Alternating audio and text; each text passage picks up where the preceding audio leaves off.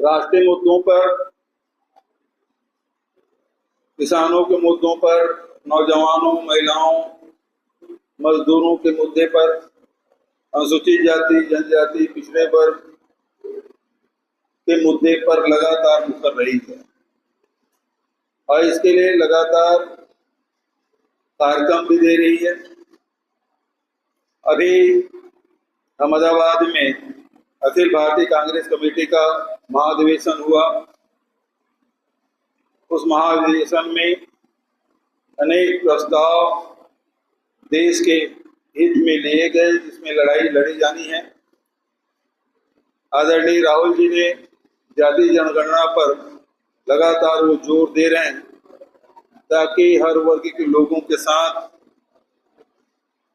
उस वर्ग के लोगों के आर्थिक, सामाजिक और राजनीतिक स्थिति में सुधार हो। इसके लिए निरंतर आवाज भी उठा रहे हैं और संघर्ष भी कर रहे हैं। लेकिन जब जब कांग्रेस मुखर होके कोई मुद्दा उठाती है देश के हित में, जनता के हित में, भारतीय जनता पार्टी और उसकी सरकार कांग्रेस पर ही आक्रमण शुरू कर देती है। उन मुद्दों पे, उन सवालों पे जवाब तो देती नहीं, लेकिन ये कांग्रेस पर हमला करती है और ऐसे मुद्दे जिसमें वास्तविकता से, सच्चाई से कोई नाता नहीं, ऐसी लड़ाई को शुरू कर देते हैं और बदनाम करने की कोशिश करते हैं। भारतीय जनता पार्टी लगातार झूठ का आधार लेके काम करती है और एक झूठ को 100 बार बोलती है और जोर से बोलती है। और इसका ताजा उदाहरण अभी आप देखेंगे कि नेशनल हेराल्ड के मामले में आप सबको पता है, ये वो अखबार है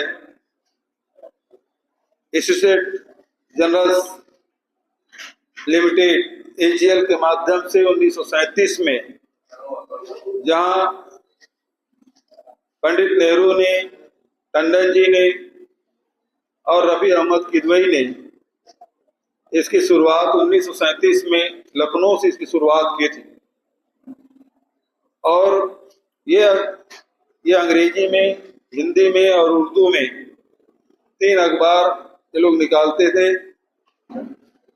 लखनऊ से, इंदौर से, पंचकुला से और मुंबई से।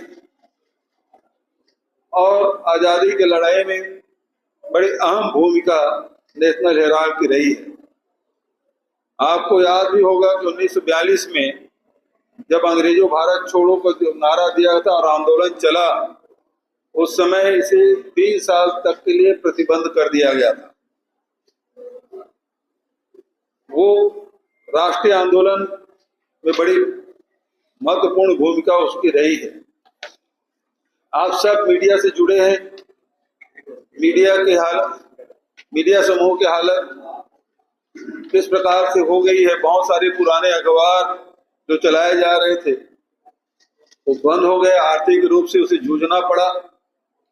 तो वही स्थिति नेशनल हेराल्ड की भी हुई और स्थिति ये बनी, उसके प्रकाशन करने में अड़चने आई और वहाँ के जो कर्मचारी है उसके तनख्वाह है, उसके पीएफ है, बिजली की बिल है, बिल्डिंगों के, ये पटाना असंभव हो गया था। ऐसी स्थिति में इस राष्ट्रीय धरोहर को बचाए रखने के लिए कांग्रेस पार्टी ने यंग इंडिया एक संस्था बनाई। अब उसके माध्यम से उसे 2002 से लेके 2012 तक लगभग 100 चेक दिए और उसमें 90 करोड़ रुपए की राशि दी गई सहायता के रूप में। कोई नगद किसी को दिया नहीं गया। और जो यंग इंडिया कंपनी बनी वो उसमें कोई प्रॉफिट नहीं ले सकता, उसे कोई तनख्वाह नहीं ले सकता, उसे कोई लाभ नहीं ले सकता। और आप सबको पता है नेशनल हेराल्ड भी लखनऊ की ही जो बिल्डिंग है वो फ्री होल्ड है, बचत है, लीज पर है। लेकिन इस संस्था के जितने भी संपत्ति है उसे बेचा नहीं जा सकता। यंग इंडिया के भी जो शेयर है उसे बेचा नहीं जा सकता, और ये नो प्रॉफिट नो लॉस में इसको चलाया जा रहा है। सेक्शन 8 के तहत इसकी व्यवस्था की गई। आप सबको पता है कि इस मामले में 2012 में निर्वाचन आयोग से इसके खिलाफ शिकायत की गई। निर्वाचन आयोग ने इस आवेदन को खारिज कर दिया गया। सुब्रमण्यम स्वामी ने इसे कोर्ट में ईडी के पास शिकायत की और ईडी ने 2015 में इस मामले को क्लोज कर दिया गया। और अब ये फिर से, आपको पता है उस समय के तत्कालीन ईडी के जो डायरेक्टर है उसको पद से हटा दिया गया 2015 के बाद, और फिर से एक नया एफआईआर ईडी के द्वारा दर्ज किया गया।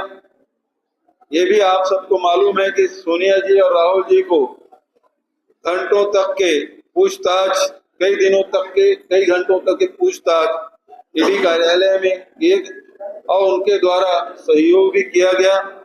लेकिन जो इन्फोर्समेंट डायरेक्टर है अब election department Bharatiya Janata party के रूप में काम कर रही है।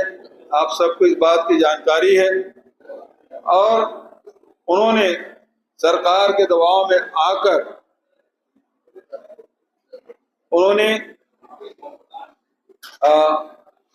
एक कुर्की की यहाँ के कार्य